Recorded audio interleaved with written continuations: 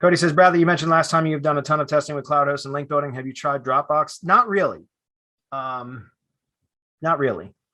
PDFs and stuff in Google Drive, that's still part of the strategy. I haven't tried Dropbox though.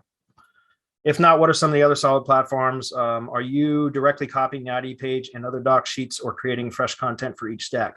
Yeah, I mean, you know, I still like to have, it's not fresh content. It's, you know, for example, a lot of the link building customers of mine now from in the mastermind that have hired me for consulting and or link building or both. You know, a lot of the times I'll go scrape the content off of their Google Business Profile website, because everybody in the mastermind does what they should be doing, which is they put really well-tuned content on their Google Business Profile website, right? And so a lot, you know, they're either generating the content themselves or they're buying it from our Content King service or whatever. And so that tends to be really good. You know, those hold about 2,500 words capacity on the landing page for the Google Business website, about 15,000 characters. So a really well-tuned article for that is great, because you can scrape that and then run it through a rephraser, not a spinner. I mean, Word AI is probably the best spinner right now. So if you have that's suitable. Page Rewriter, Mike Martin's, that's a great tool. It's got a really good kind of rephrasing, you know, component or function. And then Quillbot. Quillbot is still badass. I use that a lot. Quillbot, it depends on what I need. Like if I need to scrape content from SERPs, then I use Page Rewriter because it does it all like in the same dashboard. But if I'm pulling content from like a client asset, like a Google Business website, for example, like the landing page content, scrape that, I'll run it through Quillbot. And there's different, you know, with the premium account, which is very inexpensive, you can, there's a bunch of different formats here. I'll just pull it up real quick. It's a great tool, guys. Great tool. Very inexpensive too.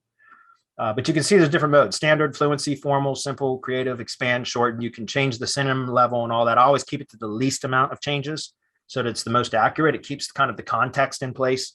You can set freeze words. In other words, you can tell it you don't want it to spin out or whatever certain types of words or phrases, which is really important to keep entities intact, named entities intact.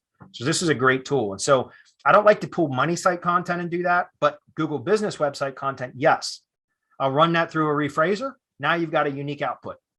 Then I'll run that same original piece through the rephraser again. Now you've got another unique output, right? And you change different levels. Like I said, in Quillbot, you can change different types of output so that you get even different variations of that same piece of content. And then that can be published for tier one, you know, tier one assets and link building and such, right? So it's just a way to kind of reduce your overall costs. I think on tier one, you know, branded profiles, it's really important to have really well-tuned content. I've been preaching that for months now because it works. It works way better. But if it's strictly link building content, then it doesn't need to be tuned as well or as accurate, right? As you know, it doesn't have to be so original, in my opinion. So you can repurpose a tuned piece of tier one content, branded content. You can use that to repurpose for link building content or for non-branded tier one links, if that makes sense. Like, you know, when you're building links on profiles that aren't branded. Okay.